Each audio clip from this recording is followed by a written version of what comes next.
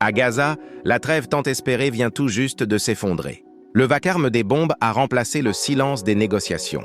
Mais au milieu de ce chaos, un acteur inattendu se lève, l'Indonésie. Les frappes ont repris sans prévenir. Les rues de Gaza, à peine reconstruites, sont de nouveau en cendres.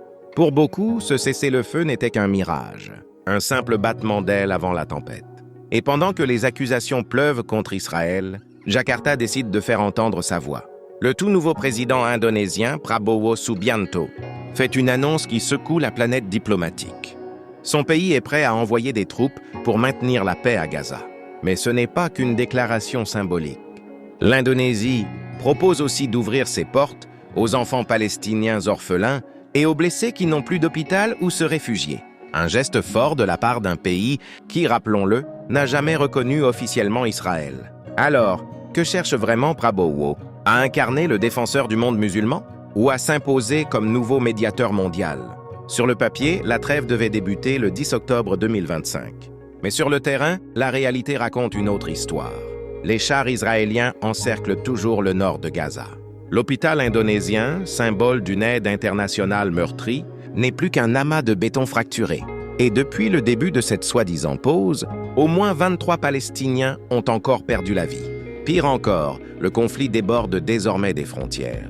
Le 16 octobre, l'armée israélienne bombarde le sud du Liban. Beyrouth dénonce une violation frontale de la trêve.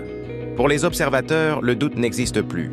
Ce cessez-le-feu n'aura été qu'un calcul militaire, une façon de reprendre son souffle avant la prochaine attaque. Et c'est précisément dans ce climat d'illusions brisées que l'Indonésie prend toute sa place. Tandis que les négociations piétinent, Jakarta mise sur la diplomatie humanitaire. Elle pousse l'ONU à agir et à envoyer des casques bleus. Pendant ce temps, les grandes capitales manœuvrent en coulisses. L'Égypte essaie de garder le fil fragile entre les deux camps. Le Qatar met la main au portefeuille. La Turquie cherche à jouer les médiateurs. Mais c'est Washington qui reste au centre du jeu, pressé par une opinion mondiale fatiguée de la guerre. Tout converge vers Sharm el-Sheikh en Égypte. Un sommet décisif censé briser la spirale infernale qui, depuis octobre 2023, a coûté la vie à plus de 60 000 Palestiniens. Près de 30 nations sont représentées. Et au milieu des dirigeants politiques, un invité inattendu. Gianni Infantino, président de la FIFA, apparaît aux côtés de Donald Trump, qui mène la réunion. Un mélange entre géopolitique et football qui fait grincer des dents. Mais en marge des discours, une scène attire les caméras. Trump félicite chaleureusement Prabowo Subianto. Un moment bref mais lourd de symboles. L'Indonésie deviendrait-elle un nouveau pivot dans le jeu du Proche-Orient? Puis la déclaration tombe. La guerre est terminée. Annonce Donald Trump, entouré des dirigeants présents. Les applaudissements fusent. L'instant semble historique. Mais depuis Moscou, Dmitri Medvedev refroidit l'euphorie. Ce n'est pas une paix, c'est un arrêt temporaire. Pour lui, tant qu'il n'existe pas d'État palestinien, la plaie restera ouverte. À Téhéran, l'Iran salue ce qu'il appelle une victoire de la résistance, tout en prenant soin de se distancier du plan américain. La Chine, de son côté, reste fidèle à sa diplomatie prudente. Elle applaudit l'initiative, tout en lorgnant déjà vers un rôle clé dans la reconstruction de Gaza. Ainsi, pendant que les caméras filment la poignée de main entre Trump et Sisi, les grandes puissances s'activent en silence. Les États-Unis savourent leur triomphe, mais la Russie, l'Iran et la Chine préparent déjà la contre-offensive diplomatique. Benjamin Netanyahou annule sa venue à Sharm el-Sheikh, officiellement pour des raisons internes. Mais les diplomates murmurent une autre vérité.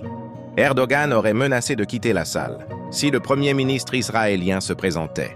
Les tensions entre les deux hommes sont explosives. Une rencontre aurait pu faire dérailler tout le sommet.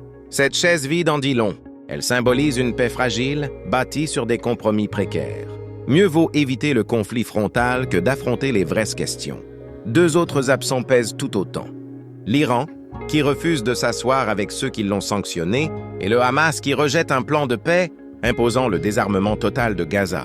Malgré ses absences, Trump garde le contrôle de la scène. « Je n'aime pas tout le monde ici, mais certains ont du courage », lance-t-il avec ironie.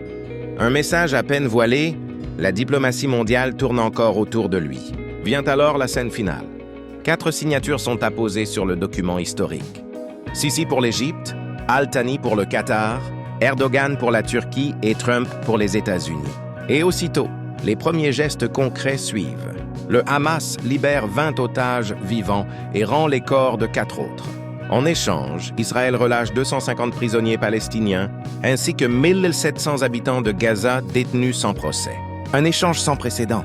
La guerre est finie, répète Trump, sous les applaudissements des délégations.